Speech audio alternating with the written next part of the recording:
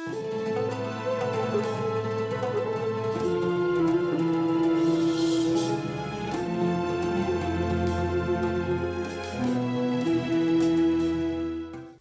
الله الرحمن الرحیم. خۆشەویستان و بەڕێزان بە دیدارتان شاد بووینەوە لە پرۆگرامی خۆشەویستیدا. لە بەرنامەی ئەم جارەشدا بەویست و ڕەحمەتی خوای پەروەردگار وەڵامی هەندێک لە پرسیارەکانی بەڕێزتان دەدەینەوە. پرسیاری یەکەم بەڕێزێک بۆی نووسیوین: سەلام عەلەیکم، من فرۆشیاری دوکانێکم. من فرۆشیاری دوکانێکم و خاوەنی دوکانەکە نیم. نەفەرێک هات هەندێک کەلوپەلی کڕی و وتی پارەم پێ نییە و دواتر بۆت دەهێنم. منیش متمانەم پێکرد و ئێستا دەڵێ ئەو پارەیە نادەم، چون ساحیبی دوکان پێم قەرزدارە. منیش دەڵێم تۆ حەقی خۆت لەو بستێنە و من ئەمانەتداری ئەو دوکانم و تۆ حەقت نییە ئەو کارە بکەی. یەک دنیا مەمنون دەبم کێشەکەم بە مامۆستا نیشان بدەی و مامۆستا بفەرموێ ئایا حەق بە منە یان بەو کەسەیە. ئەمە پرسیاری ئەو بەڕێزەیە کە دیارە لە ڕێی تەلەفۆنەوە ئاڕاستەی تەلەڤیزۆنی کردو و پرسیارەکان بۆ من نووسیوەتەوە. ئەم بەڕێزە گرفتەکەی لەوەدایە شاگردی دوکانێکە، ئەمیندارە، خاوەنی دوکان دیارە خۆی لەوێ نیە و دوکانەکەی بەم سپاردووە. کەسێک چووە و داوای پارەیەکی لێ کردووە یان کەلوپەلێکی بردووە و توێتی دوای پارەکەت بۆ دێنم و ئەمیش سیقەی پێ کردووە. بەڵام ئێستا دڵە پارەکە نادەم، چونکە خاوەنی دوکانەکە کە تۆ شاگردی ئەو دوکانەی ئەو قەرزارمە و پارەکەم ناداتەوە. منیش لە جیاتی ئەوە ئەو فێڵم بەکارهێناوە کەلوپەلم بردووە و بە پارەی خۆم گەیشتومەوە. بەڕێزان، خۆزگە خاوەنی ئەو پارەیە کە کەلوپەلی بردووە و خاوەن دوکان بە قەرزاری خۆی دەزانێ گوێی لەم فەرمودەی پێغەمبەر بووایە صلی الله عليه وسلم. سەرۆرمان خاتەمی ئەنبیا و مرسەلین محەممەدی ئەمین صلی الله عليه وسلم فەرموویەتی: ئەدی الأمانة إلى من ائتمنك ولا تخن من خانك. کەسێ متمانەی پێت بوو تۆ لە ئاستی متمانەدا بە و بیپارێزە و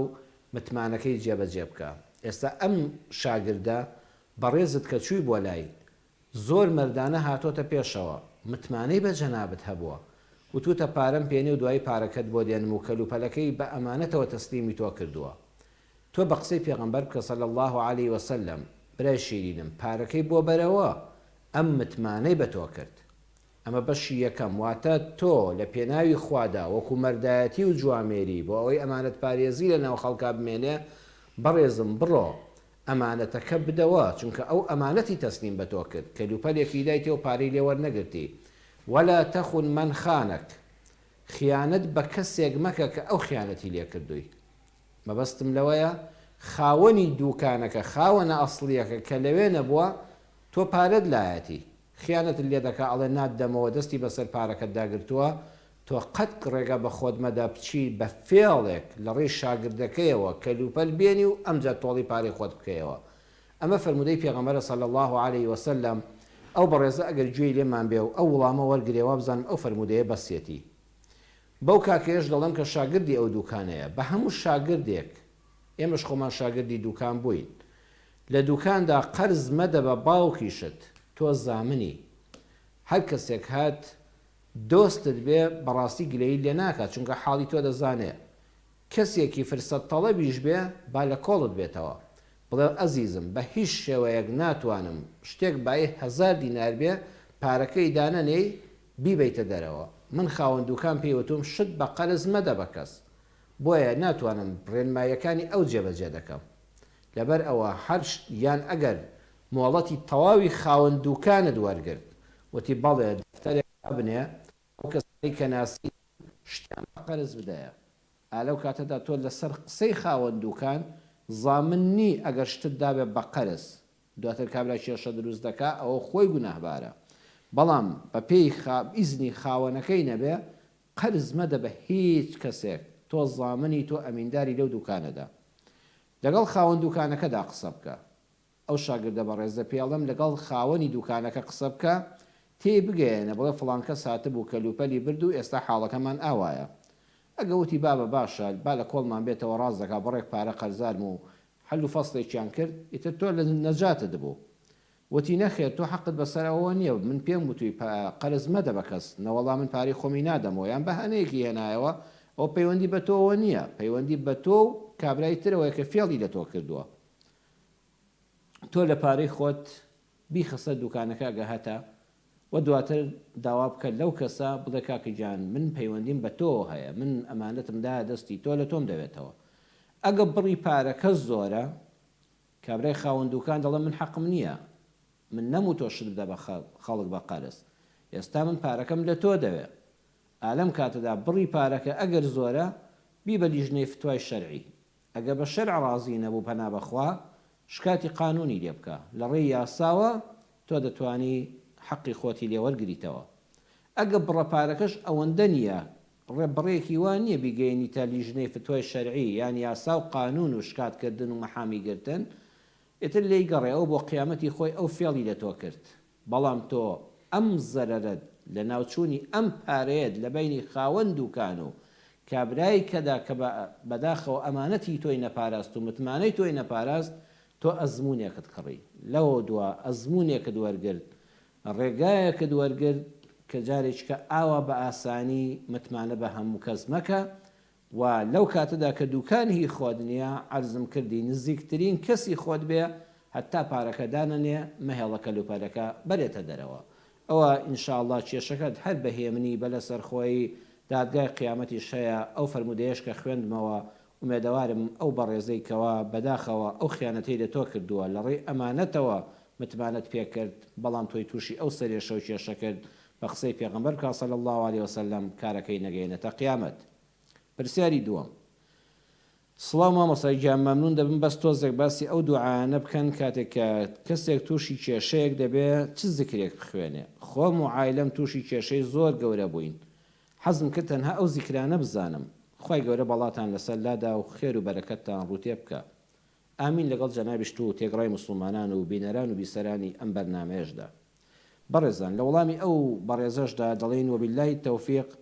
لە کاتی تەنگانەدا وەکو جەنابەت دەفەرمووی خۆم و عایلەم تووشی موسیبەتی گەورە بووین تووشی کێشەی زۆر گەورە بووین وەرە گوێ لە قورئانی پڕبەرەکەت و بەخشش بگرە لە سوورەتی قافدا خۆی پەروەردگار لە ئاەتی 39 بۆ 40دا دەفەرمێ فاصبر على ما يقولون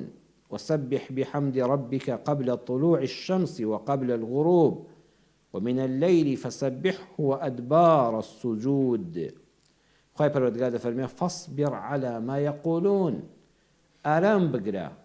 لەسەر ئەو قسە نەشیاوانەی ئەی خۆشەویستم ئەی محەممەد صلی الله عليه وسلم ئاراستت دەکرێت کەسانی غیبەتت دەکەن کەسانی زەمت دەکەن کەسانی بوختانت بۆ دەکەن کەسانێک پەیامەکەت بە ناڕاست دەزانن تۆ ڕوبەڕوویان مەبەوە فاصبر ئارام بگرە ئەم ئاەتە لە ڕێی پێغەمبەرەوە صلی الله عليه وسلم بۆ تۆی بەڕێزیشە کە خۆت و عایلەت کێشەی گەورەتان هەیە یەکەم پێمان دەڵێ فاصبر یعنی مەڕووخێ هیممەت بدە بەرخۆت جوامێر بە مرد بە ڕوبەڕووی گرفتەکانی ژیان ببەوە ڕوبەڕوویان ببەوە معنای ئەوە نییە شەڕ بکە پەنا بۆ خوا ببە چونکە ئاەتەکە دەفەرمێ وسبح بحمد ربك زور بلا سبحان الله بلا الحمد لله قبل طلوع الشمس وقبل الغروب ذكري خوابك بتابت ذكري سبحان الله الحمد لله بيج او خور هلبي واتنيجي بعيد بيانيت ككر مخوا دانش على صلب المال صدجار هزار جار زياتر بلا سبحان الله الحمد لله وقبل الغروب او كاتشك هشتا خور اوان بوا بيش خور اوابون تسبيحات وذكري الله بك سبحان الله الحمد لله براسي إنسان لم دوكاتدا زور خمد رولد رودروني دكا بيانيان وكاتي إيواران تو لم كاتدا لجاتي أو يبتشي بقش خلقا بتشي سركوني نفسي خود زور بكي بروز ذكر وتسبيحاتي پروردگارت بك لجكاتي تريشا ومن الليل فسبحه وأدبار السجود لكاتي الشوانع كتشوي تسر جاي خوتن لجاتي أو ديان خيال وخطري خرافت بو بيه تسبيحاتي پروردگارت بك ولا دوين ويجكان والذكر كان بخوينا سيسجد بلا سبحان الله الحمد لله سيسجد بلا الله أكبر جاري سلطان بلا لا إله إلا الله وحده لا شريك له أما نبكى أما كلامي خوايا لە جیاتی ئەوەی ئەوەندە بیر لە مشکیلەکان بکەیەوە پەنا بۆ زیکری پەروەردگار برا دڵت ئارام دەبێت. ئەڵێ هەندێک لەو زیکرانەم پێ بڵێن لەو ئاەتانە ئەمە کەلامی خوایە، خوا پێمان دەفەرمێ ئەگەر ستەمیان لێ کردی، ئەمە نەک بۆ جەنابەت، بۆ هەمومان، بۆ هەموو بیسەران، هەموو بینەرانی ئەم پرۆگرامە. ئەگەر ستەمیان لێ کردی، ئەگەر گیرۆدە بووی، ئەگەر سەرگەردان بووی، ئەگەر هەستت بە بێکەسی دەکرد، ئەگەر بوختانت بۆ کرا و نەت دەتوانی بێتاوانی خۆت بسەلمێنی، خۆت دەزانی پاکی، خەڵک بڕوایان پێ نەدەکردی، کارەکانت لەسەر قورس بوون، سبحان الله وا هەیە ئیشەکان لەبەر دەستیان ناڕۆن، خەڵکی ناحەزگە لە کۆمەکەیان لێ دەکردی و عەزیەتیان دەدای، جاکە سوکاری خۆت بێ، دراوسێکانت بێ، شەریکەکانت بێ، ئەزانی چیش ئاەتێک خوێنە زیکرێک بکە بڵێ حەسبی الله ونعم الوەکیل، حەسبی الله ونعم الوەکیل، زۆر ئامە بڵێەوە، واللهی دڵنیا بە خوای گەورە ڕزگارت دەکا. و هەروەها ئەگەر خەم و خەفەت هەراسانی کردوون، خۆت و خێزانەکەتی هەراسان کردووە، بڵێ لا إله إلا أنت سبحانك إني كنت من الظالمين. ئەمە دوعاکەی یونس پێغەمبەرە سەلامی خوای لەسەر بێ کاتێکەوە گیری خوارد لە تاریکایی دەریا، لە تاریکایی شەو، لە تاریکایی ناوسکی نەهەنگ و دەمی نەهەنگا، ئەم زیکرەی خوێن سبحانك لا إله إلا أنت سبحانك إني كنت من الظالمين. پەروەردگار ڕزگاری کرد وەکەذالک نونجی المؤمنین. ئەمە موژدەیە بۆ هەموو ئیمانداران ئەوانەی لە خەم و پەژارە و کێشەدان زۆر ئەمە بخوێنن، خوای گەورە ڕزگاریان دەکات، بەڵێنی پەروەردگارە. بەڵام ئەزیزم سەیریکە لا إله إلا أنت سبحانك، یعنی چی؟ یعنی گومانی باش بەرە بەخوا، حتا گومانت باش بێ بەخوا کە خوا ڕزگارت دەکات لەو گرفتە و دەرگای ڕەحمەتت لێ دەکاتەوە، دڵنیا بەخوا بەنێتی دڵی خۆت لەگەڵ دەکات. سبحانەکە سبحانەکە، پەروەردگارە تۆ پاک و بێگەردی، نەچی گومانی خراپ بە پەروەردگارت بەری، ئێوە کەسەی لە کێشەدای اینجا بژڵێ ئینی كنت من الظالمین، من لە ستەمکاران بووم لەسەر خۆم، ئەمە دەستی خۆمی تێدایە. قورئان پێمان دەڵێت کە کێشە و گرفتت هەبوو بگەڕێ بە دووی سەرچاوەکەیدا. واللهی زۆر جار گرفتێک تووشت دەبێ، مصیبەتێک تووشت دەبێ، هی ئەوەیە دڵی کەسێکت ڕەنجاندووە. بەڕێزان بینەرانی بەڕێز، واللهی جار هەیە کۆمنتێکی ناشرینت بە ناحەق بۆ کەسێک نووسیوە، واللهی 1 ساڵ گرفتار دەبی. بگەڕێ کاکە بە خۆت دابچۆوە، ستەم هەر ئەم کار بەدەستانی حکومە نین کە ستەم لە قوت و ژیانی خەڵک دەکەن. جاری وایە من و تۆش ستەمکارین، بزانە لە چمە دیسێکا ڕووی کەسێکت شکاندووە، دڵی کەسێکت تەزاندووە، دوو خۆشەویستت لە یەک کردووە، فیتنەی لە نێوان خەڵکا کردووە، بزانە ماڵی چێت داگیر کردەوە خواردووە، بزانە خەرزی چێت لایە و خۆل لێ کردووە بە کەڕەی شەربەت و نایدەیتەوە، ئەمانە هەموو ستەمن. کاکە بە خۆشت دابچۆوە، جاری وا ژنێک گرفتی هەیە بە خۆت دابچۆوە، بزانت تەعاملی لەگەڵ هاوسەرەکەت چۆن بووە. پیاوێک لە دەرەوە کارەکانی ڕای نابن، تەماشای دەفتەری ئەعمالی ڕۆژانەت بکە لەگەڵ ژن و منداڵەکە تا هەل لە ماڵەوە زاڵم نەبووی، لەوە ئەچێ وەکو شەرعی خوای پەروەردگار فەرموویەتی ڕەفتارن نەکردبێ، مافی ژن و منداڵەکە نەدابێ، لە دەرەوەی ماڵ گرفتەکانت بۆ دروست دەبن، خەڵک بەگشتا دێتەوە، کێشەت بۆ دروست دەکا. بڵێ ئینی كنت من الظالمین، با سەیری خۆم بکەم، با بە خۆما بچمەوە ستۆپێک بکەم بەسەر ژیانی خۆمدا، لەوا چێ خەلەل لە خۆمەوە بێ. ئەمەش وڵامی جەنابەت ئینشاءالله ئەبە بخوێنە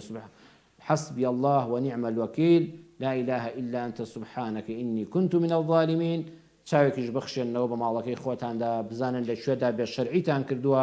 ئاگادارێکی خۆتان بن، بەویستی خوای پەروەردگار دەرگای ڕەحمەتی خواتان لێ دەکرێتەوە، خدای پەروەردگار دەرگای ڕەحمەت لە هەموو لایەکمان بکاتەوە. پرسیارێکی تر، پرسیاری سێیەم، دڵێ مامۆستای گیان ئایا دەتوانی سونەتی دەستنوێژ لە پاش نوێژی فەرز بکەی؟ کەمێک ڕوونکردنەوەمان پێ بدەی سوپاست دەکەین. بەڕێزم سونەتی دەستنوێژ ئەو کاتی کە دەستنوێژت گرت خۆ دووشک مەکەوە، بڕۆ دوور کا سونەتی دەستنوێژ بکە. بەڵام جەنابەت دەستنوێژت گرتووە لە مزگەوت دەستنوێژت گرتووە، هێستا ئەندامەکانی جەستەت تەڕن، هاتێ ژوورەوە ئیمامی مزگەوت لەگەڵ خەڵکەکەدا نوێژی فەرزیان دەکرد، یان جەنابەت پەلەت بوو لە ماڵەوە دەستنوێژت گرتبوو، هاوڕێیەکت بانگی کردی، تەلەفۆنی بۆ کردی، لەسەر دووەستا بوون ماڵ و خێزان، ئێتر پەلەت بوو خێرا نوێژە فەرزەکەت کرد لە مزگەوت، بەهۆی جەماعەتەکەەوە مەجالت نەبوو سونەتەکە بکەیت، لە ماڵەوە بە جەماعەت نەدەکرد، بەڵام ئیشوکارێکی پەلە نەیهێشت سونەتی دەستنوێژەکە بکەی و خێرا چوویە ناو فەرزەکەەوە، نەخێر لە دوای نوێژی فەرزەوە بەڕێزم نوێژی دەستنوێژ سونەتی دەستنوێژ کۆتایی پێهات،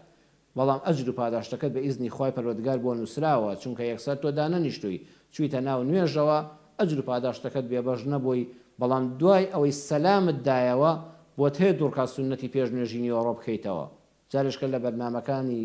ئەم پرۆگرامی خۆشەویستیدا لە وەڵامی پرسیاری بەڕێزێکدا باسی سونەتە فەوتاوەکانم بۆ کردن، بەڵام سونەتی دەستنوێش وەکو دوورکات سونەتی دەستنوێش کە نوێژی فەرزت کرد دوای نوێژەکە واتە قەزا ناکرێتەوە، قەرەبوو ناکرێتەوە، دووبارە ناکرێتەوە. بەڕێزان بەشی یەکەمی بەرنامەکەمان کۆتایی پێهات، لە بەشی دووەمدا دێنەوە خزمەتتان دوای ئەم ناوبڕە کورتە بەو دوو ژمارەیەش کە دێتە سەر شاشەی تەلەڤیزۆنی دیمەن. ئینشاءڵڵا بەڕێستان دەتوانن پەیوەندیمان پێوە بکەن و گفتوگۆ بکەین. ئینشاءڵڵا دێنەوە دیدارتان. بسم الله الرحمن الرحیم. دووبارە سڵاوی پەروەردگارتان لێبێ بینەرانی بەڕێز، هاتینەوە خزمەتتان. جەنابتان لە ئێستاوە دەتوانن بەو دوو ژمارەی کە لەسەر شاشەکە دەیبینن پەیوەندیمان پێوە بکەن و چاوەڕێی تەلەفۆنەکانی بەڕێزتانین تا پەیوەندیەکان وەردەگیرێن. جەنابتان دەست دەکەن بە پەیوەندیکردن با وەڵامی ئەم پرسیارەش بدەینەوە. بەڕێزێک نووسیەتی دیارە لە دەرەوەی وڵاتە، ئەڵە سڵاو مامۆستا، نزیکەی 3 ساڵە مێردەکەم بەجێ هێشتوم. من ئێستا ئاوە ماومەتەوە لە دەرەوەی وڵات دەژیم، لێرە من لێی جابوومەتەوە، بەڵام بە شەرعی خۆمان و دینی خۆمان من تەلاقم وەرنەگرتووە. ئەگەر جەناب بتوانیت ڕێگا چارەیەکیم بۆ دابنێیت سوپاست دەکەم. خوشکی بەڕێزم، ئەگەر هەردوولاتان ئێستا حەز دەکەن جارێککە ژیانی هاوسەری نوێ بکەنەوە کە مێردەکەت هاتوتەوە بۆ کوردستان، جەنابەت لە دەرەوەی وڵاتی لەگەڵ یا قسەت کردووە یان لە ڕێی کەسوکارەوە و خێرەومەندێک کەوتۆتە نێوانتانەوە، مادام بە پێش شەریعەت جا نەبوونەوە، جەنابتان ئەو نووسراوەی کە دادگای ئەو وڵاتە کە تەلاقەکەتان لێ کردووە اعتیباری هەیە. دادگا یاسا لە ڕووی تەلاقەوە اعتیبار بە قسەکانی دەکرێت، بەڵام ئەو نووسراوە کە لە دادگادا لە وڵاتی خۆتان کە تیا دەژی وەرد گرتووە، لێرە هاوسەرەکەت نیشانی مامۆستایانی بەڕێز لیژنەی فتوای بدە، بزانن داخۆ هیچ مەجالێکی تیا ماوە جارێشکە هاوسەرگیری بکەنەوە یان نا. لە ڕێی یاساناسێکەوە دەتوانن لە ڕێی پارێزەرێکەوە لەلایەنی قانونیەوە ئەمە تەواو دەرگاکە داخراوە یاخود مەجای بەیەگەیشتنەوە هەیە. ئەگە وتیان مەجای بەیەگەیشتنەوە هەیە، لە ڕووی شەرعیەوە جارێشکە دەتوانن هاوسەرگیریەکە زیندوو بکەنەوە. بەڵام ئەگەوەی کە جەنابەت دوای تێدەگەم، یعنی دەستان لە یەک شۆردووە، ئینشاءڵڵا ڕۆژە هەربەیەکی شاد ببنەوە و تەلاقەکە کۆتایی پێ نەهات بێ. ئەگەر جەنابەت بڕیارتدا جارێشکە لەگەڵ پیاوە نەژی، یان تۆ ئامادە بووی پیاوەکە ئامادە نەبوو جارێشکە هاوسەرگیریەکە لەگەڵ تا درێژە پێ بدات دوای ئەو 3 ساڵ لێکجیابوونەوەی دادگای ئەو وڵاتە، ئاوا تۆ هیچ کە ئاوا دامەنیشە. خوشکی بەڕێزم، پەیوەندی بکە بە هاوسەرتەوە، بە کەسوکاریەوە، بە باوکو دایکەوە، بە باوکو دایک و براکانی خۆت و کەسوکارتەوە زۆر بە ئارامی و بە هێمنی و بە لەسەرخۆیی بەبێ عاجزی پەیوەندیان پێوە بکە، بڵێ ئەگەر ناتوانین هاوسەرگیری جارشکە زیندووکەینەوە یان بە پەڕاوەکانی دادگای ئەم وڵاتەدا بچینەوە، با ئەو مێردەت لێرە لە کوردستان بچێتە لیژنەی فتوا لە بەردەمی مامۆستانی بەڕێزدا، تەلاقنامەیەکت بۆ بنووسێ و لە ڕێی ڕسمێکی موبایلەکەیەوە بۆت بنێرێ، ئیتر تۆ ئازاد دەبی. هیچ کە ئەم بابەتە درێژە پێمەدە. 3 ساڵ تۆ نەوە ئێستا گومانت هەیە دەبێت لەگەڵ هاوسەرەتا بەیەک بگەنەوە نەگەنەوە، ماوی نەماوی، ئەو ڕێڕەوی ژیانی خۆی هەڵبژێرە، تۆش ڕێڕەوی ژیانی خۆت هەڵبژێرە، هیچ کە درێژەی پێمەدەن.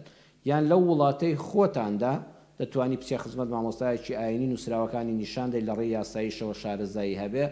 ئەگەر مێردەکەت ئامادە بێ بەیەک بگەنەوە، بەڵکو مێردێک مابێ. ئەگەر نەژما بوو با بە پێی شەریعەتی ئیسلامی خۆمان لە ڕێی مامۆستایەکی شارەزا یان باشتر وایە لە ڕێی لیژنەی فتوایەوە تەلاقنامەیەکت بۆ بنووسێ و بۆت بنێرێ، ئیتر هەردوو لاتانی ئیستراحەت دەکەن و لەو خەمە ڕزگارت دەبێ. خوشکی بەڕێزم، خوا دەرگای ڕەحمەتت لێ بکاتەوە. پەیوەندێکمان ئێستا لەگەڵە. بەڵێ خوشکی بەڕێزم، حاجی پەروین فەرموو. الو مامستا. الو مامستا، السلام عليكم. عليكم السلام ورحمة الله وبركاته. دادەگیان باش مامستای بەڕێز، خوشکی گەورە بەڕێزمان حاجی پەروین، حواڵی جەنابتان شکر باشن الحەمدولله؟ باش قوربان دەم سەلا. وەڵای مامستا گیان دوو سوئالم هەیە. پرسیارەکەمان حاجی پەروین فەرموو خوشکی بەڕێزم. ئەو سوئالێک ئەمن بۆ فێمان لە مارێ هات جامخانە و چش. بەڵێ عەفوونکە، بەڵێ جامخانە ئەوە بۆ فێ بەڵێ بەرێ بەس جامخانەکە قپاتە هەندێک قورئانش ناودانە، زۆر جوانە قورئانەکان بە هەدیە لێمان هاتیە، بەس قورئانی کەمان هەیە لەولایە بگینی، بەس ئەوان ناخین. هەندێک دەرێن ئەوە بەرێ قورئانە وەڵا زۆرە ئارێ وەڵا چەندانە دەبێت؟ چەندانە؟ سیانە وەڵا تەقریبان 10 دانە دەبی. 10 قورئان بەرێ زۆر جوان بە هەدیە لێمان هاتیێ بەس لێی ناخینینەوە لەوی کەس لێی ناخێنێتەوە کەس لێمان ناکرد ئەوە جامخانەکە بە شوشەکرایە ئەمەزدامانە زۆر جوانیشم بەس لە ئیتکە دەخینین لە قورئانی تاو پرسیارەکەت گەیشتی شەڵا قسەی لەسەر دەکەم تاوە پەیامبەر گەیشت جانەکەم ئەویت کەسم پرسیارەکەیت کەسم مردی ئەگەر برین بێ جامەی لۆنەکەی یان سەفیە و شتی لۆنەکەی یان دگرد و شتی لۆنەکەن گونەهیان نا مردوو لە کاتی کفنا بەرێ بەڵێ بەسەر چاوی شەڵا لەسەوەش قسەت بۆ دەکەم بە ئیزنی خوای گەورە هەندێک دەرێن ئی ئافرەتان پێنج بی هەندێک دەرێن ئی پیاوان سێک ئەمن هیلاقم لە ئی پیاوانەوە بەخۆیان دەزانن بەس ئەمن ئی برم ئافرەتان دەشم ئەز هەندێک دەرێن پێنج بی لەبەر ئەوەی هەندێک دەرێن بێجامە و شتی لۆمەکەن عیبنەبیان سەرفەی لۆمەکەن یان بەرماری لۆمەکەن لەبەرەوەی لە بەحست ئەوەی دگردیە دەرێن بۆ بەرماری قیامەتێ لە بۆی دەکەن بەڵێ بەسەر چاوی شەڵا قسەیەکی لەسەر دەکەین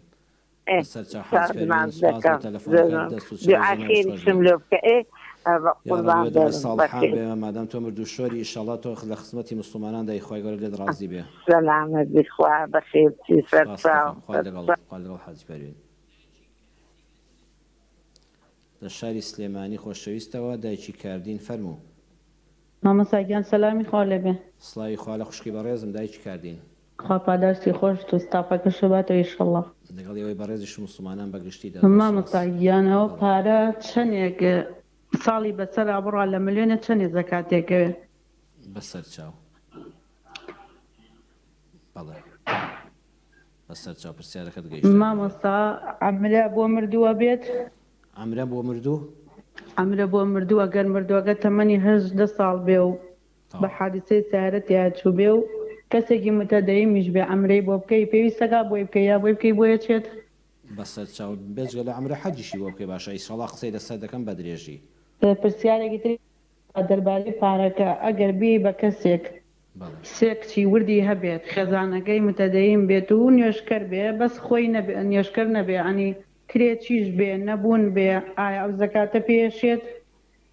بەسەر چاو ئەگەر بەویش ناشێت زەکات زیاتر بە کێ بەی باشترە و لەسەر تەکەوێت زەکاتەکە بە چاوان ئینشاڵڵا ئەوەش تووە ڕوون دەکەمەوە سپاس مامۆستاگیان خوا پاداشتە بێت لەگەڵ خوشکە باشەکەم دایکی کاردین لە شاری هەولێری خۆمانەوە ئیمان خان فەرموو خوشکی بەڕێزم بەڵێ فەرموو ئیمان خان باسی مامۆستا خوا لە ڕازی بێ خوا الحەمدولیلا جەنابتان چۆن نشکر باشە باسی خوشکە باشەکەم زۆر سپاس سەلامەت بێ وەڵام مامۆستا پرسیارێکمە بوو فەرموو ئیمان خان بەڵێ ئەوە مامۆستا لە وەختی کۆرۆنەی دابوو وڵات دەبری یعنی خێری و چاک هەموو شتێکی هەبوو ڕاستی بەس لە نوێژەکان مەزبوط نەبوو بەس کە کۆرۆنەی گرت گوتی وەحد بەس باش بم یەکسەر دەست بە نوێژێ دەکەمە ئەویش مامۆستا وەفاتی کرد بەسەردا گوتم دەبی ئەوەی ئەو حەفوەی بەبەرکەتبی خدا لێی خۆش بوو بی کە گەڕایتەوە لە ئاخر دەقەی بە ئیزنی خوای گەورە ئینشاڵڵا هەر ڕوونکردنەوەی باشتریشت دەدەمێ بە ئیزنی خوا عاقبەت خێر بووە ئینشاڵڵا مامۆستا عەفوان پرسیارێکت کەچەر لەسەوی ئەو کاتێک کە کۆرۆنەکە بە قۆت بوو شتیان نەبوو هەر بە دلگەوە نیاشتمان یعنی دەسەر شتکار بە دڵجی بەری بوو و توێزانم ئەو شتانەی گوناح نییە کەوها بەسەر چاو ئینشاڵڵا قسەت بۆ دەکەم بەسەر چاو دەست خۆت بگەلێکمە من مامۆستا خوشکە باشەکەم ئیمان خان خۆ لەگەڵ بەسەر چاودادەگێن سپاس بۆ جەنابیشت سەبیحە خان فەرموو ئەلو مامۆستا گیان سڵاوی خوا لە خوشکی بەڕێزم سەبیحە خان لە شاری سلێمانی خۆشەویستەوە فەرموو باش مامۆستا گیان سڵاوی خۆت لێبێ مامۆستای بەڕێز زۆر بەڕێزی دادەگیان سڵاوی خوا لە بەڕێزتان هەموو کاتێکتان بەختەوری و شادی بێ ئینشاءڵڵا مامۆستا گیان دوو پرسیارم هەیە پرسیاری یەکەمە دادەگیان فەرموو مامۆستا گیان من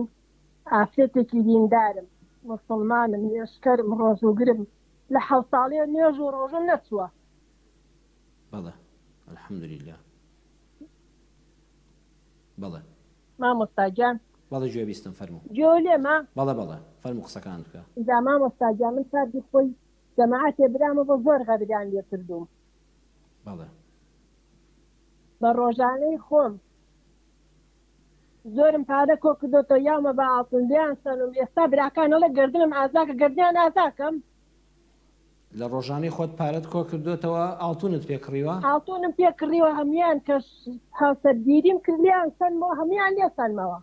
براکان لێیان سەندی لیان سنبەوە هەمووی ئەخ بۆ لێیان سەندی قسەبی حەخان ئێستا هەتا مرم لەبیرم ناچێتەوە مامۆستاگیان هەر داخە لە دڵم ئەخ بۆ لێیان سەندی بەس چ ناوێکەوە لێیان سەندی بەس لیان بۆچی سەنمتی ناین بەزاوە خدەی ماڵی خۆت نەبووە هی خۆت نەبووە ماڵی خۆمە خۆم کۆم کردوتەوە بە ڕۆژانەی خۆم بە هەچێدە کۆم کردوتەوە یامە بە ئاڵتون ئێستا هەمیان لێسن بەس من هەر لە دڵم دەرناسێ بەڵام ئێستایانە بە ئاڵتون بۆ برایە ژنی پێ ناوە ئێستا برایە گردنم ئازاکە گردنی ئازاکەم ئیشەڵا قسەت بۆ دەکەم تۆ هەر دڵت گەورە بێت تۆ غەدرت لێکراوە بەڵام ئیشەڵای دەبێت هەر قسەی خێر و ئاشتی بکەین لەسەر چاو سەبی حەقان سوپاس بۆ پەیوەندیەکەت مامۆستاگیان زۆر زۆر سپاس دەکەم جوابم بەرەوە بەس مامۆستاگیان چاوان ئیشەڵا گوێبیست دەبی بە ئیزنی خۆی زۆر گەورە زۆر سپاس دەکەم مامۆستاگیان خوا لە ڕازی بێدا دەگیان خۆی گەورە ئاگای لێت بێت مامۆستاگیان سپاس دەکەم خوشکە باشەکەم لە شاری چەمچەماڵی ئازیزی خۆمانەوە دایکیایە فەرموو فەرموو دایکیایە بەڵێ فەرموو بەڵێ بەڵێ دایکیایە گوێبیستی جەنابتین فەرموو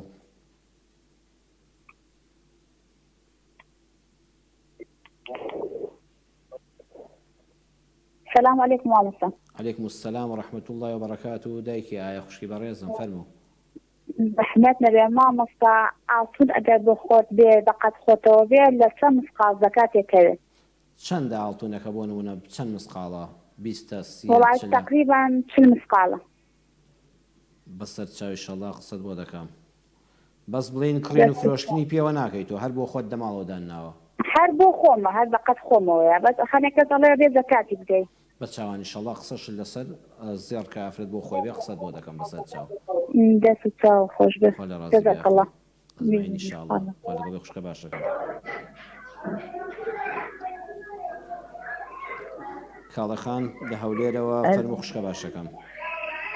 الو السلام عليكم. عليكم السلام ورحمة الله وبركاته كاڵێخان فەرموو خوشکە شلوني باشەکەم مامۆستا باشی؟ خوا لە ڕازی بێدا دەگیان یخوا سەلامەت هیواد وی الو بەڵێ گوێبیستم فەرموو کاڵەخان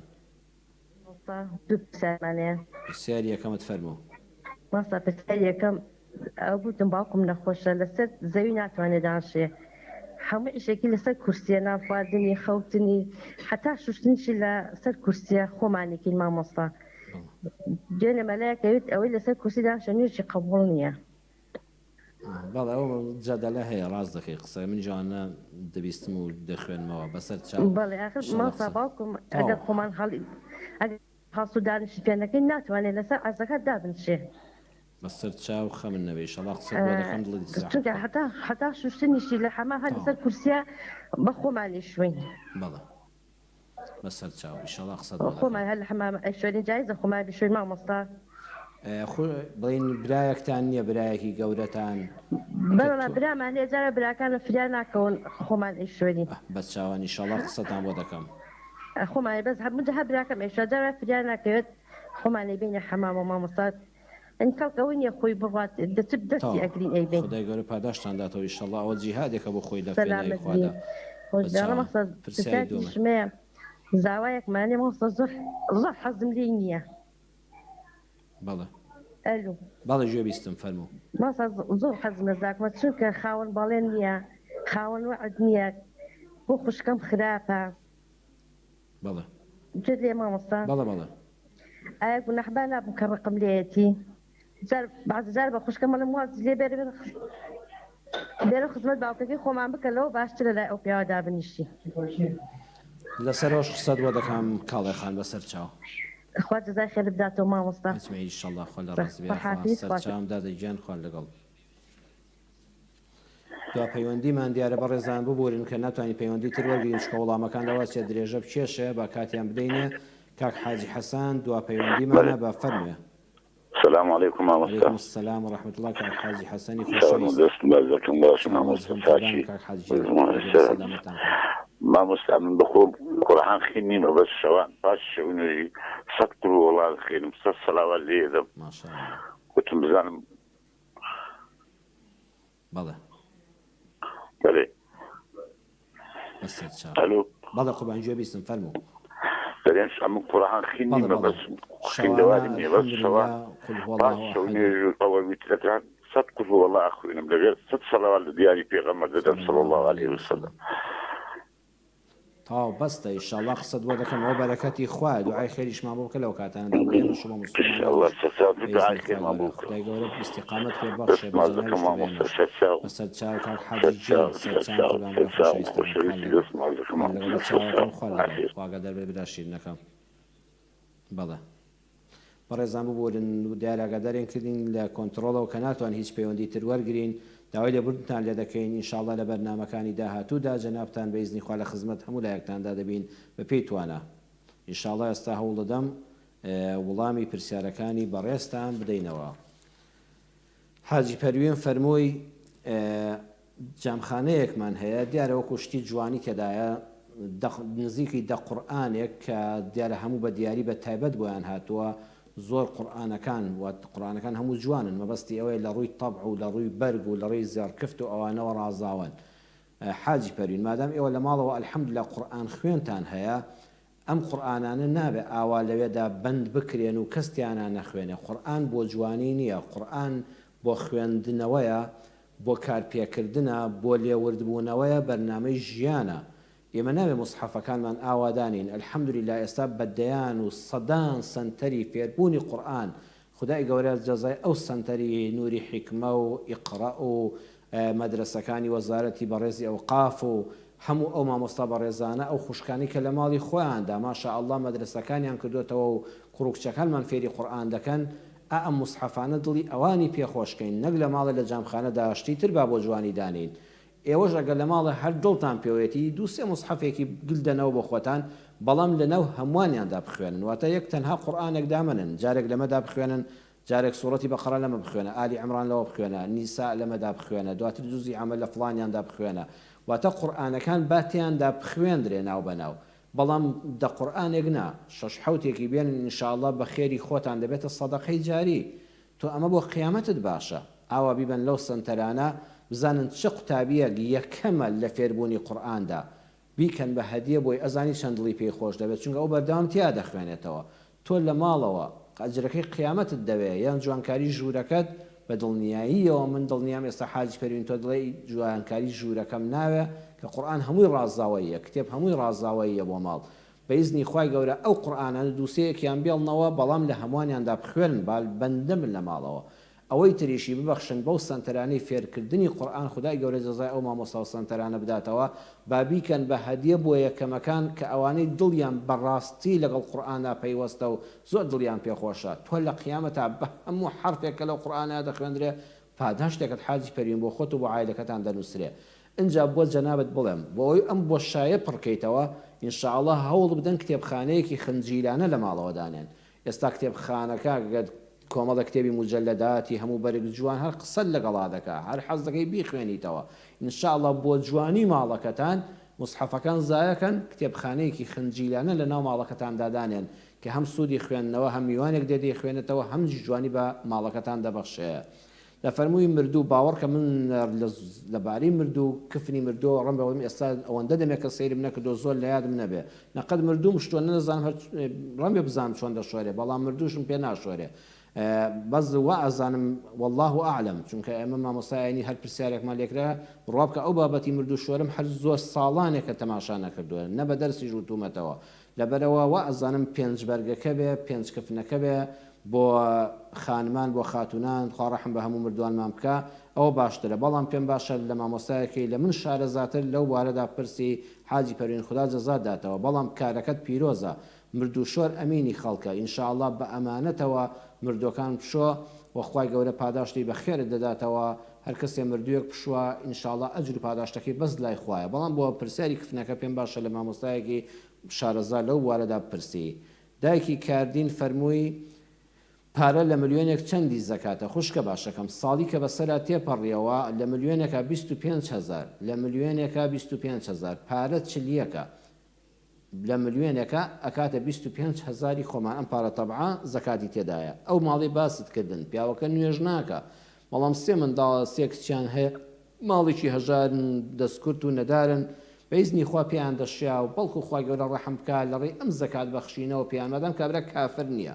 ئینکاری نوێژ ناکە گوناهە هەرە کەبیرەکانی لەسەرە بەڵکو خوا ڕەحم بکە لەڕێی یارمەتیدانی ئێوەوە مسلمانانی ترەوە دڵی بەرەو ئیسلام بێ ئێوە بەونێتەوە زەکاتیان بدەنێ هەم زەکاتەکەتان ئینشاءالله لەسەرلا دەچێت هەم ئەم کچانە کە لەو ماڵەدان بە دڵنیاییەوە دەیەها پێویستی کچانەی ڕۆژانەیان هەیە و محتاجی دەستی خەڵک نەبن و حیا و حرمەتیان لە لای باوکیان پارێزرێ ئەوان دڵخۆش دەبن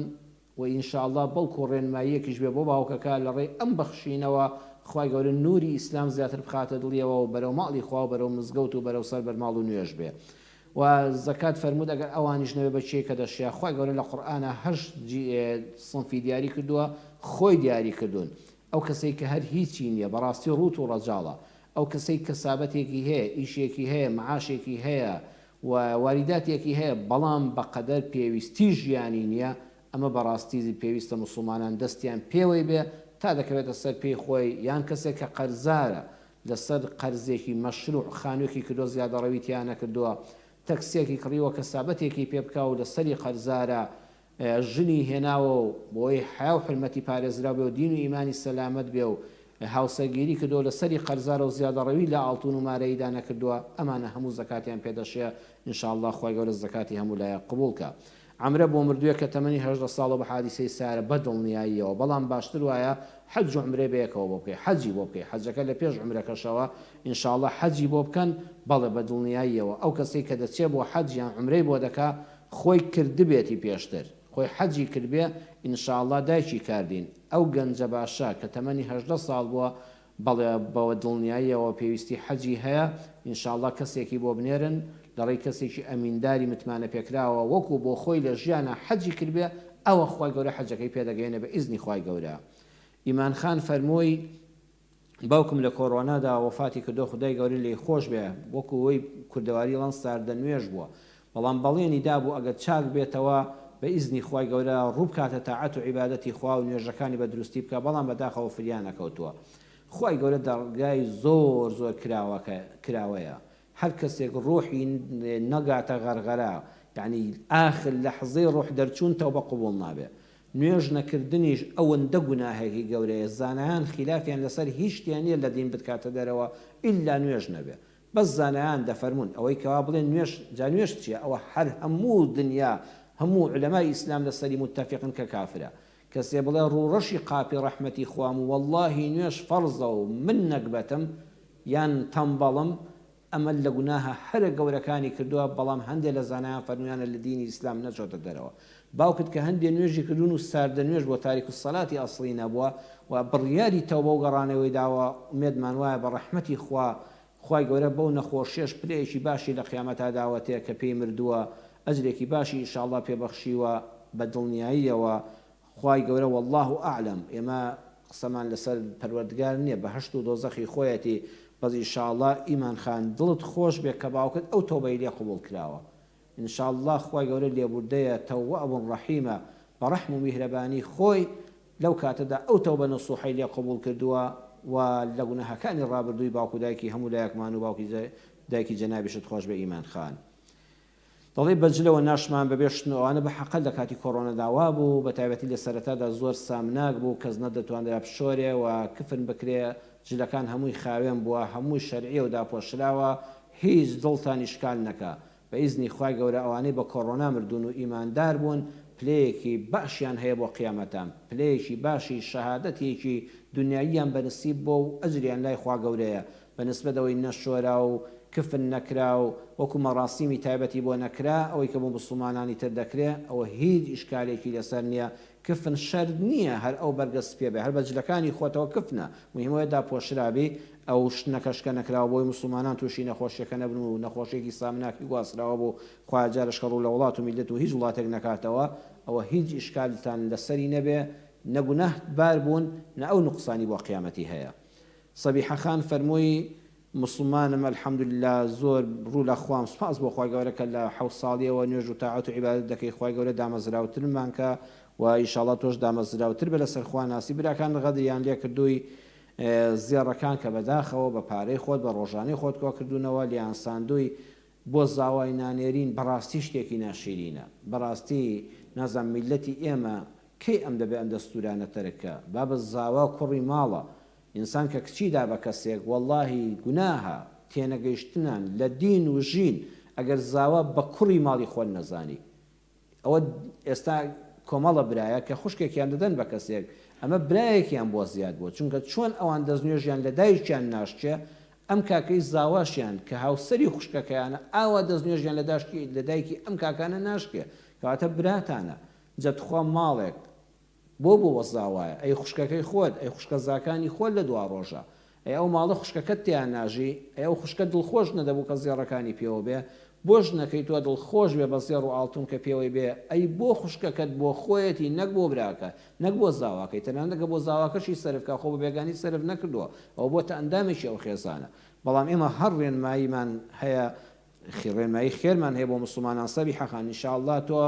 براکانت بە ماڵی دنیا مەگۆڕەوە کە تەنگانە هات برا هەر بۆ خوشکی دێشێ ولا هەموو کەس لێن نزیکترە باسەرۆت و سامانی دنیا خوشک و برایەتیتان تێک نەدا ئەرە وەڵڵی تۆ لە ڕاهی خوا ڕاگەردنیان نازداکە تا زاڵتونەکان ڕۆیشتووە و تەمەنیش زۆری لێ ڕۆیشتووە خوش دەزانێت چەندمان ماوە ئینشاءڵڵا بەدڵ گردنیان ئازاکە بڵێ خوای پەروەردگار من لەبەر خاتری تۆ باسیلێ ڕەحمی خوشک و برایەتی نەبچڕێ خوای گردنیان ئازابێ بەڵام خوای قەرەبووی ئەمەم دەوێت لە بەهەشتا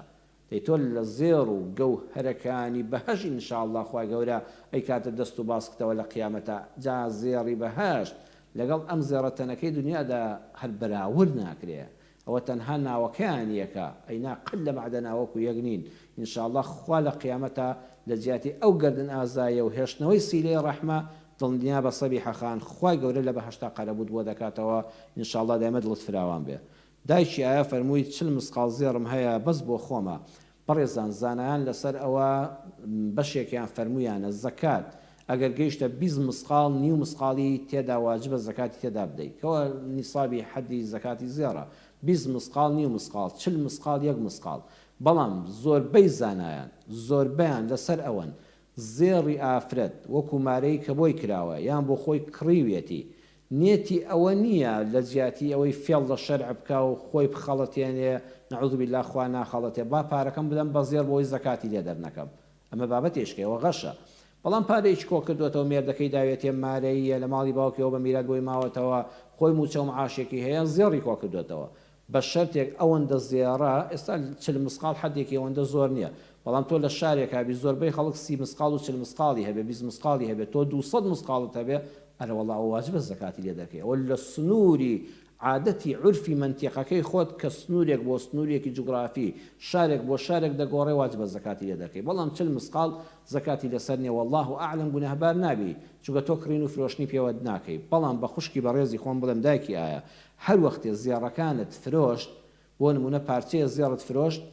ملیوانکەیەکت فرۆشت ئەتەوێ بازنێکی پێ بکڕیەوە ملیوانکەکەت بای 2 میلیۆن دینار بوو کە لە بازار فرۆشتت 2 میلیۆنەکەت وەرگرت 50,000 زەکات دەست بەجێ لێ دەرکە ئەمجا بڕۆ بازنێکی پێ بکڕەوە هەموو جار ئاوای لێ بکە کە کردەوە بە پارە و شتت پێکڕی و شتت پێ فرۆشت ئینشاءڵڵا بای ملیۆنێک بوو 25,000 خۆتی لێ دەرکە بای 20 وەرەقە بوو 50 دلاری لێ دەرکە بای 40 وەرەقە بوو وەرەقەیەکی لێ دەرکە بە دۆلار بە ئیزنی خوای گەورە ئاوا لە کاتی کڕین و فرۆشتنە بەڵام لە ماڵەوە دانناوەیان خۆت ڕۆژانە بەکاری دێنی لە سنووری ئاسایی نەچۆتە دەرەوە والله ئاعلم ئینشاءڵڵا گونەهبار نابی بەڵام بەو مەرجی عەرزم کردی بعد لە گومان دەرچی لەوە کاتی کڕین و فرۆشتنەوەیدا بە ئیزنی خوا هەر لە ملیۆنێک 25,000 حەدی زەکاتەکەی لێ دەرکە بە ئەوە لەسەر نەبێ کاڵیخان لە هەولێرەوە فەرمووی باوکم لەسەر کورسی نوێژ دەکا بەڵێ جەنابی زانای پایەبەرزی کورد نەوەوی کورد مامۆستامە لە عەبدوڵڵای هەرتەلی هەزار ڕەحمەت لە گۆڕی مبارەکی بێ مامۆستای هەمومان بووە تاجی سەرمان بوو کە ڕووناکی ڕەب العالەمینی نووسی هیچ مەلایەکی کورد نییە قەرزاری زانستی گەورەی مامۆستامە لە عەبدوڵڵای هەرتەلی نەبێ یا ڕەبی خوا لێ خۆش بێ مامۆستای هەرتەلی ڕەئی وابوو کە نوێژ لەسەر کورسی جائیز نییە ڕەئی مامۆستای عەبدوڵڵای هەرتەلی لەسەر سەر و سەرچاومانە ئێمە لە ئاستی ئەوە هیچ قسەیەکمان نییە بەڵام زانایانی تریش دیارە کە قسەیان هەیە ئەگەر ئاستی زانستیشان نەگاتە مامۆستای هەرتەلی بەڵام قسەیان هەردەیخوا بەڵێ بە گشتی لەسەر ئەوە کۆکن نوێژ لەسەر کورسی دروستە بەڵام بۆ چێ بۆ کەسێک وەکو باوکی جەنابەت کە هیچ کات نەتوانێت خۆی بگرێ بە پێوە ئێوە لە حەمامیشە بە دانیشتنەوە دەیشۆن ئینشاءالله بۆ جەنابی باوکردوە بۆ موسڵمانانێک کە ئەژنۆ ناڕەحەتیان زۆرە بە دانیشتنەوە بەڕاستی نوێژەکانەوە پێویست پێ ناکرێ ئینشاءالله کاڵێخان نوێژی باوکرد لەسەر کورسی دروستە لەگەڵ ئەو پاڕی تەقدیر و ڕێزیشمان بۆ هەموو ئەو بەڕێزانەی کە فتواکەی جەنابی مامۆستا عەبدوڵڵای هەرتەلی ڕەحمەتی خوای لێبێ و جێگای بەهەشتی بەرین بێ بینیوە بەڵام ڕەیانی تریشن کە ئینشاءالله ئەتیباریان پێ هەیە براکانت دەیشۆن حتا بۆتان بکرێ با براکانت بیشۆن ئەگەر کاتێکیش کە براکانت بۆیان نەکرا باوکت پێویستی بە شۆردن بوو ئێوە ئینشاءالله لەو ئەندامانەی کە دەزانن باسی چی دەکەم خۆ پارێزن لەو شوێنانی تا براکانتان دێنەوە سەری بۆ دەشۆن قاچی بۆ دەشۆن پشتی بۆ دەشۆن ئێوە لە هەموو کەسێ لە باوکی خۆتان نزیکترن و مەحرەمترن بەڵام بۆ باقی شوێنەکانی تر تا براکانتان هەبن باشترە خوشکە باشەکەم ئینشاءالله ئێوە فەفیهی ما فەجاهید گەنجێک پرسیاری لە پێغەمبەری خوا کرد صلی الله علیه وسلم دەمەوێت بێم جیهاد بکەم لە پێناوی خوادا پێغەمبەر صلی الله علیه وسلم فەرمووی باوک و دایک لە ژیانە ماون فەرمووی بەڵێ فەرمووی فەفیهی ما فەجاهید دەبڕۆ خزمەتی دایک و باوکە بە تەمەنە پیرە نەخۆشەکەت بکە والله ئەوە لە ڕیزی مجاهدینی فی سەبیل اللهدا خوای گەورە حسابت بۆ دەکا ئەم کارێکی ئێوە خوشکە کاڵێن لەگەڵ باوکتان دەیکەن بەئیزنی خوای گەورە دڵتان خۆش بێ ئەجری مجاهدی فی سەبیل اللهتان بۆ دەنووسرێ یا ڕەبی خوا نەسری مجاهدینی غەزەش بدا لەگەڵ هەموو مجاهدینی دنیادا دەڵێ زاواکەمان چارەم ناوێ کارێکی خراپ دەکەی خوشکە باشەکەم مادام خوشکەکەی خۆت لەگەڵ یا دەژی کار لێ دەکەم کاڵێخانەوە کارێکی زۆر زۆر خەتەرە حەق وایە لەسەر تەلەفۆنیش باش ئێوەشتانە ناکرێ نەوەک ئەو کاکەی گوێی لەم تەلەفۆنە بێم عەرزم کردوون لەم بەرنامانەوە دەبێ ئێمە هەوڵ بدەین خۆشەویستی بچێنین ڕق لابین نەک خوا نەخواستە بەهۆی تەلەفۆنێکەوە ڕق لەبینی دوو کەسا دروست بێ ئەم دەنگانە دەناسرێتەوە چاگوایە ناوەکان بە خوازرا بۆ وترێن بۆ جارێکی تر نەخێر مادام خوشکەکەت لەگەڵ یا ئیسراحەتە تەلاند ئەگەر بۆڵێکیان هەبێ پەیوەندی بە تۆ نییە تکار لێ دەکەم خوا نەخواستەی بە یەک قسەی تۆ والله ئەوە خەتەرترین بابەتە هەموو نوێژ عیبادەت بەتاڵ دەکاتەوە المفرقون بین الأحبة هەر کەسێک ژن و مێردێک لە یەکە ئێستا بە یەک قسەی تۆ بڵێ بە دیاریەوە دامەنیشە خۆەوە کەی بەشەرەوە کەی زەلامە ئەوە کەی مێردە وەرە لە خزمەتی باوکمان بکە ئەوە ئەم خوشکت ئەم قسەی بە قسەی تۆ کردو چوو تەڵاقی لە مێردەکەی وەرگرت ئەزانی تۆ لە گوناهە هەرە گەورەکانت کردووە ئەزانی چی فیتنەیەک دەقەومێ خوشکە کاڵە قەت ڕێگە بە خۆت مەدا ڕێگا بۆ خوشکەکەت دانەی نەخێر خزمەتکردنی مێردەکەی و دانیشتنی لە لای مێردەکەی لە خزمەتکردنی باوکە بە ڕێزەکەت کە ئەویشان هەرواجبە ئینشاڵڵا مێردەکەی ڕێگریەوەی لێ ناکە بەڵام بەخوا خزمەتی مێردەکە لە پێشتر و واجبترە لە خزمەتی باوکیش کە ئافرەت شووی کرد و چۆماڵی خۆی بە هیچ شێوەیەک ڕێگە بە خۆت مەدا و هیچمان ڕێگا بە خۆمان نەدەین تەداخلی ژیانی خوشک و براکانمان بکەین لە بواری هاوسەریدا ئەو پەیوەندی بە خوایانەوە هەیە لە ناخی دڵیشەوە محبەت ناوێ هەل لە لای خوشکەکەشت ئاشکرای مەکە با بینی خۆت و خوا بێ بەڵام هەمیشە هەوڵ بدە دڵت پاک بێ ئەو بۆ خۆی دەژی تۆ بۆ خۆت دەژی قبر و قیامەتی هەر کەسیش خوا ڕەحممان پێ بکە ئێمە خۆمان سەلامەت بین لە مەیدانی کردەوەکانی قیامەتە تەرازوی چاکەمان قورستر بێ لە خراپە پەنا بەخوا بەخوا لەوێ ئاهی ئەوە نابێ زاواکەتان چۆن بوو فڵان کەس چۆن بوو ڕۆژی نەفسی نەفسیە دەبا ئێستا ئەمڕۆ بیر لە خۆمان بکەینەوە با گوناهەکانی خەڵکیش بۆ سەرشانی خۆمان نەهێنین و دڵیشمان بە شتێکەوە مەشغوڵ نەکەین کە نەبوو دنیامان باشە و لە قیامەتیشا لەسەری قەرزار دەبینەوە کاک حاجی حەسەن وەکو دوا پەیوەندی فەرمووی من قورئان نازانم بخوێنم بەڵام لە دوای شەو نوێژ لە دوای ویترەکان 100 قل هو الله 100 سڵاوە لە دیداری حەزرەتی ڕەسوول الله صلی الله عليه وسلم ئای دەستەکانت خۆش بێ کاکە حەسەن کاک حاجی حەسەن خۆزگەمان بە خۆت خۆزگە هەموو ئیمانداران لە جیاتی ئەوەی تا نیوە شەو بە دیار سایت و مۆبایل و تەلەڤیزۆن و فیلم و ئەڵقەوە دانیشتنایە خۆزگە پیاوەکانمان هەموو چاویان لە تۆ بکردە کاک حاجی حەسەن ئاوا ئەهلی شەو نوێژ ئەهلی دوعای نیوەی شەوان چەند خۆشە ئینسان 100 قل هو الله ئەحەد ئەجرەکەی لێگەڕێ بەس خوا ئەزانێ بەس بەخوا حیساب دەکرێ پاداشتی چەندە 100 سڵاوە لە پێغەمبەری نازدار صلی الله عليه وسلم ئەم بڕقیانە هەمووی دەڕوا بۆ شاری مەدینە بۆ گۆڕەکەی پیرۆزی کاک حاجی حەسەن لە کوردستانی خۆشەویستەوە درود و سڵاوی بۆ ناردی پێغەمبەر جواب دەداتەوە والله دڵنیا بە لە قیامەتە شەفاعەتت بۆ دەکا خوا بەرەکەت دەخاتە ماڵتەوە ڕزق و ڕۆزیتەوە خەم و خەفەتت لەسەر لا دەبا کاکە حاجی حەسەن ئینشاءڵڵا لەسەری بەردەوام بە لێی زیاد کە لێی کەم مەکە بە پێی توانە بەڵام بۆ قورئانەکەش ئێستا کار ئاسان بوو ئەمەی کە کردوتە لێی زیاد کە لێی کەم مەکە تەواو بەخوا تۆ لە ڕیزی قورئان خوێناندا ئینشاءڵڵا بەڵام قورئانەکەش بۆی لە بەرەکەتەکەی بێبەش نەبی لە تەلەڤیزۆنەوە گوێی لێ بگرە قەڵەمی قورئان خوێن هەیە ڕۆژی لاپەڕەیەک بێنە قەڵەمەکەی بخەسە نازانی بخوێنەوە بەڵام خۆ دەزانی گوێی لێ بگری ئاوا دەست بەسەر کەلیمەکاندا لەگەڵ قەڵەمەکە بێنە وەڵڵاهی خوا ئەجری قورئان خوێنی تەواو بۆ دەنووسێ بەڵکو ئینشاءڵڵا ئەوەندە دڵی بدەیە هەر شتێک خوێندەواری تێبێ کاک حاجی حەسەن قورئان زۆر بە ئاسانی خوای گەورە ئاسانی کردو زۆر بە ئاسانی فێری دەبێ یا ربی خوای گەورە پاداش دەداتەوە و ئینشاءڵڵا دوعای خێر بۆ ئێمەش و بۆ مسلمانان بۆ مسلمانانی غەزا بۆ مسلمانانی مەزلوم بۆ حەقی ئەو هەموو خوێنەی 4000 منداڵی زیاتر منداڵی بێت تاوان بەدەستی زایۆنیستەم کار کە شەهید دەکرێن و خوێنیان دەڕژێ خوای گەورە حەقیان بستێنێ ئینشاءڵڵا لە شەونێژە دوعا بۆ ئیمانداران و عیزەتی مسلمانان بکە بەڕێزان کاتی بەرنامەکەمان کۆتایی پێهات سوپاس بۆ پەیوەندیەکانتان بۆ قسە جوانەکانتان بۆ پرسیارە بەجێکانتان ئێمەش ئینشاءڵڵا خوای گەورە بم قسانە بم بەرنامە بەم ساتانە کە بە یەکەوە بووین یا ربی خوا تای تەرازوی قیامەتمان قورسکەی بەخوا هیچ نێتێکمان نییە غەیری ڕەزامەندی تۆ یا ربی خوا نێتەکانی دڵ و دەروونمان تەنها بۆ تۆ بێ تەنها بۆ ڕەزامەندی تۆ بێ عیزەتی ئیسلام و مسلمانان ببینین گرفتاران مشکیلەدارەکان یا ربی خوا ڕزگاریان کەی دەرگای ڕەحمەتیان لێ بکەیتەوە دەرگای ڕەحمەت لە ئێمەش و لە ئەوانیش لە هەموو بینەران و بیسەرانی ئەم بەرنامەیە بکەیتەوە یا ربی خوا ئەوانەی نەخۆشن شیفایان بدەی ئاواتی هەموو لایەکتان بەخێر بێتە جێ دوعای خێرمان بۆ بکەن و دوعای خێرتان بۆ دەکەین سوپاس بۆ ئەو براگەنجانی کە لە کاتی ئەم بەرنامەیەدا هاوکار بوون لە هەموو بەشەکانی تەلەڤیزۆن خوا پاداشتی ئەوانیش بداتەوە لەگەڵ ئێوەی بەڕێزدا بەخوای گەورەتان دەسپێرم والسلام عليكم ورحمة الله وبركاته